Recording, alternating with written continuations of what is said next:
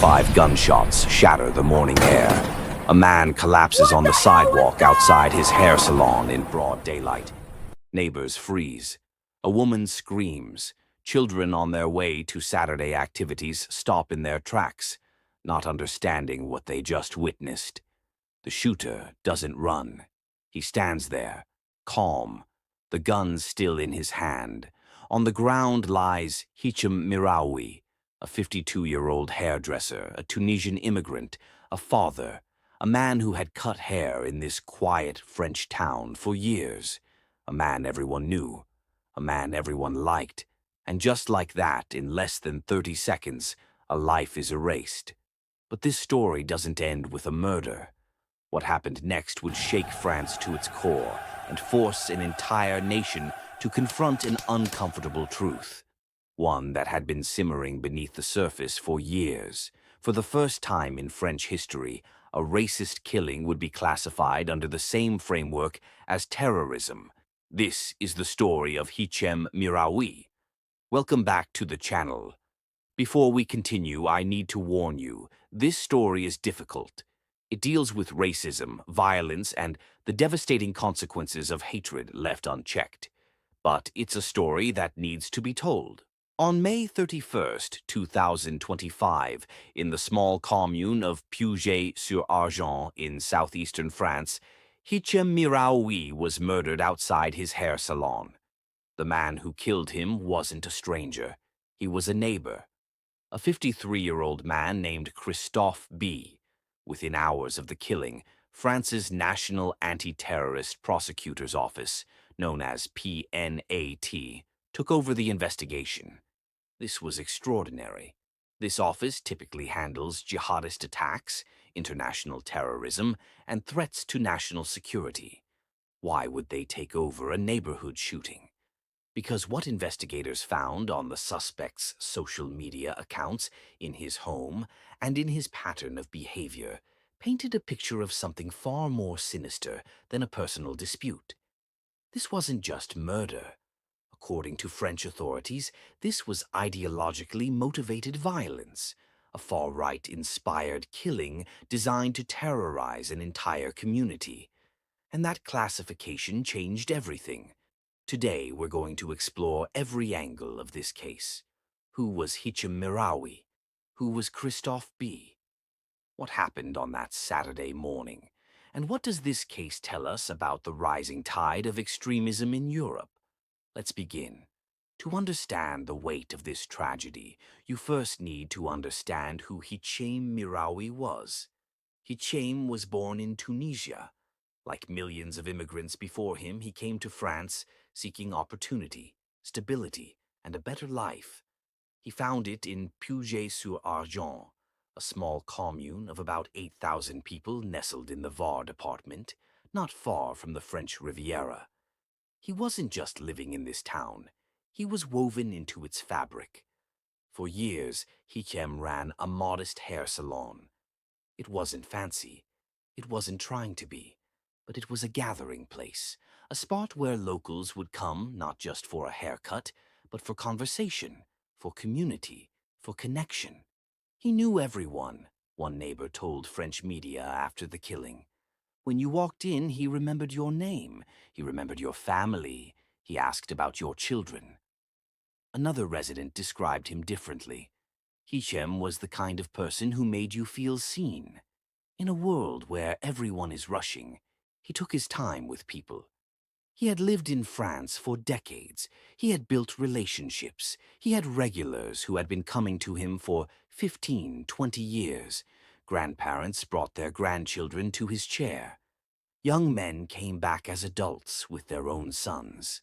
That was Hichem, not a statistic, not just a victim, a human being who mattered to the people around him.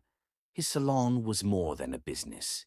It was an institution, a tiny, unassuming place on a quiet street where life happened at a gentler pace. And on May 31st, 2025, that life was stolen. Now we need to talk about the other figure in this story. Christophe B. was 53 years old. He lived in the same town as Hichem, close enough to be considered a neighbor. But while Hichem was known for warmth, Christophe was known for something else entirely. Those who knew him described a man who kept to himself, a man who seemed increasingly agitated in recent years, a man whose views had grown darker, more extreme, more vocal. And then there was his social media. After the shooting, investigators combed through Christophe's online presence. What they found was disturbing. Posts filled with anti-immigrant rhetoric, content dehumanizing people of North African descent, shares from far-right groups, comments celebrating violence against foreigners. We won't repeat the specific language here. It doesn't deserve amplification. But the pattern was clear. This wasn't a man who simply held private prejudices. This was someone actively engaging with extremist ideology, absorbing it, and broadcasting it.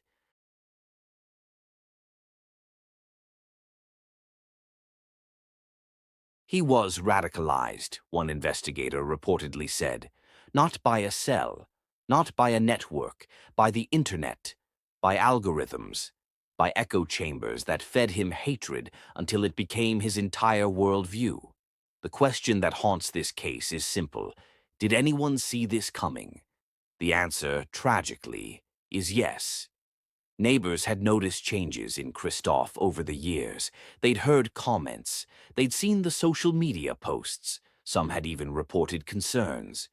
But nothing was done, and that inaction would prove fatal. May 31st, 2025 was a Saturday. The sun was out in Puget-sur-Argens. It was the kind of late spring morning that brings people outside, families running errands, children playing, the town slowly waking up for the weekend. Hichem arrived at his salon early, as he always did. There were appointments to prepare for, the routine of a lifetime. At some point that morning, he stepped outside, maybe to sweep the entrance, maybe to greet a neighbor, maybe just to feel the sun on his face. No one can say for certain what brought him to that spot at that exact moment. What we do know is this. Christophe B. approached. He was carrying a firearm. There were no words exchanged, at least none that witnesses could recall. No argument, no confrontation. Just a man walking toward another man with deadly intent. And then the shooting began. 5 shots, in broad daylight, on a quiet street where children walked to their weekend activities.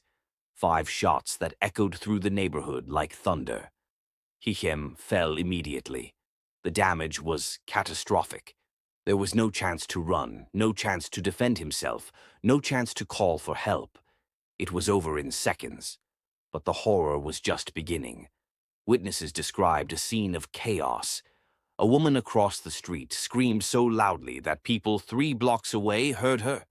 A shopkeeper dropped what he was holding and ran toward the sound. Someone called emergency services with shaking hands, barely able to form words. There's been a shooting. Someone's been shot. Please, you have to come, please. And through all of this, Christophe B. stood there. He didn't flee. He didn't hide. He didn't even seem disturbed by what he had done. When police arrived minutes later, he was still at the scene. He offered no resistance. He made no excuses. And according to some reports, he showed no remorse. Emergency responders worked frantically, but there was nothing to be done.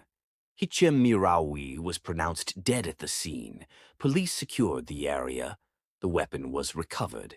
Christophe B. was taken into custody. But the shock was only beginning to ripple outward.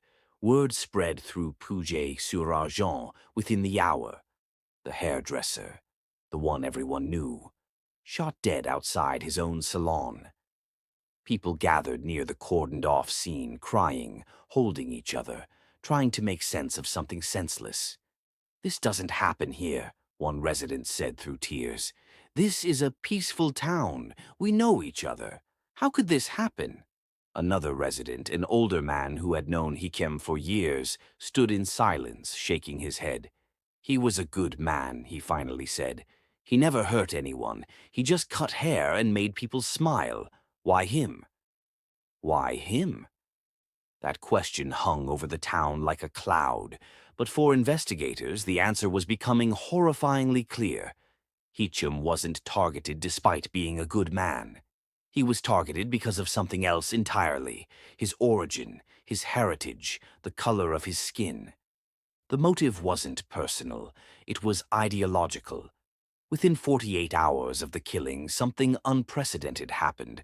France's National Anti-Terrorist Prosecutor's Office, PNAT, announced that it was taking over the investigation. This was extraordinary. PNAT doesn't handle ordinary murders. It handles attacks on French soil with ideological or political dimensions. It handles jihadist violence. It handles threats to the Republic itself. For PNAT to take over a case involving a single shooter and a single victim, the circumstances had to be exceptional. And they were. Investigators had reviewed Christophe B's social media.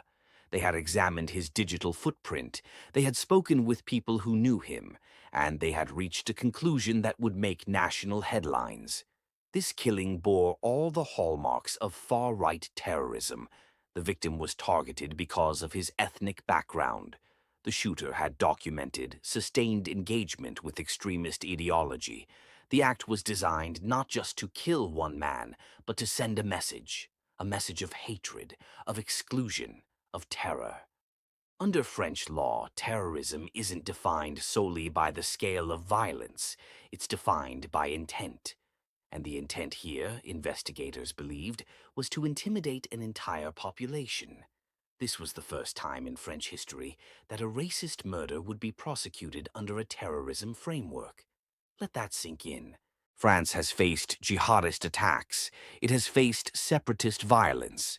But this, a far-right ideological killing of an immigrant by a radicalized citizen, had never been formally treated this way before.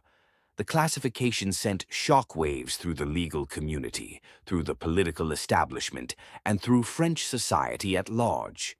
It was an acknowledgement, long overdue, many said, that the threat of far-right extremism was real, present, and deadly.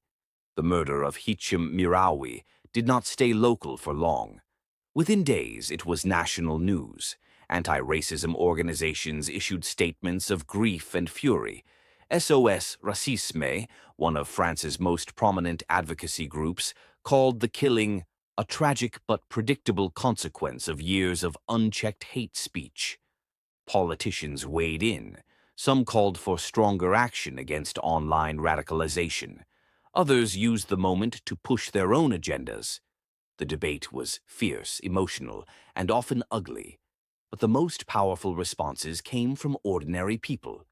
In Puget-sur-Argent, residents organized a vigil. Hundreds gathered outside Hichem's salon, now a crime scene, now a memorial. They brought flowers, candles, photographs. They stood in silence. They wept. "We failed him," one woman said. "We saw what was happening. We saw the hatred growing, and we didn't stop it. We didn't protect him." The Tunisian community in France was devastated. Hichem was one of their own, a man who had left his homeland seeking opportunity and had built a life in a country that was supposed to be his home. "He did everything right," one Tunisian French man said in an interview. "He worked hard, he integrated, he contributed, and still they killed him. What more are we supposed to do?" That question, "What more are we supposed to do?" resonated across immigrant communities throughout France. It spoke to a deep, painful fear that no matter how much they gave, no matter how hard they tried, they would never truly be safe. The murder of Hichem Miraoui didn't happen in a vacuum. France has been grappling with rising far-right sentiment for years. Political parties once considered fringe have entered the mainstream. Anti-immigrant rhetoric has become increasingly normalized in public discourse. And online, extremist communities have flourished. Social media platforms have become breeding grounds for radicalization. Algorithms designed to maximize engagement push users toward more extreme content. echo chambers form where hatred is amplified, validated, and eventually acted upon. Christophe B. is not unique. Across France, across Europe, across the world, there are others like him. Men and women consuming a steady diet of extremist content, their worldviews narrowing, their rage intensifying, until the line between online hatred and real-world violence dissolves entirely. Researchers have been warning about this for years. Every terrorist attack we investigate has a digital component now, one French intelligence official said. The internet isn't just where radicals communicate, it's where they're made. The killing of Hichem Miraoui represents a turning point, not because it's the first incident of far-right violence in France, but because it's the first to be officially recognized for what it is. For years, racist violence was treated as individual crime, personal disputes, isolated incidents. But there's nothing isolated about ideology. There's nothing personal about hatred learned from propaganda. The question now is whether this recognition will lead to action, or whether it will fade into the noise of the next news cycle. As of now, Christophe B. remains in custody. Under PNAT's jurisdiction, he faces potential terrorism-related charges.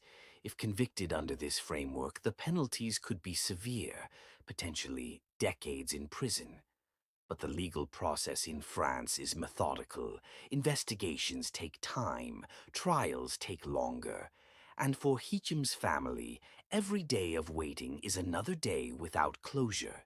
His relatives have spoken publicly about their demand for justice, not just for Hichem, but for everyone who faces hatred because of where they come from or what they look like.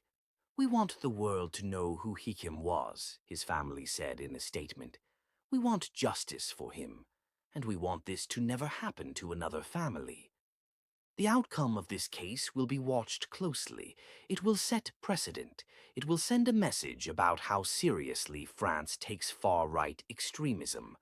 Whether that message is strong enough remains to be seen. Let's return, for a moment, to who Hichem Miraoui was. Not the victim, not the statistic, the man. He was someone who woke up every day and went to work, someone who took pride in his craft, someone who remembered names, asked about families, made people feel welcome. He was a father, a friend, a neighbor. He had dreams. He had routines. He had a future that was stolen from him on a Saturday morning for no reason other than hatred. He had dreams. He had routines. He had a future that was stolen from him on a Saturday morning for no reason other than hatred. The community of Puget-sur-Argens will never be the same. The salon that was once a gathering place is now a wound that won't heal. The street where children walked is now haunted by gunshots, and somewhere a family is learning to live with an absence that can never be filled. This is what hatred does. It doesn't just destroy individuals. It tears through communities. It shatters trust. It leaves scars that last for generations. Hichem Miraoui deserved to grow old. He deserved to see his loved ones flourish. He deserved to live. He was denied all of that because one man chose hate.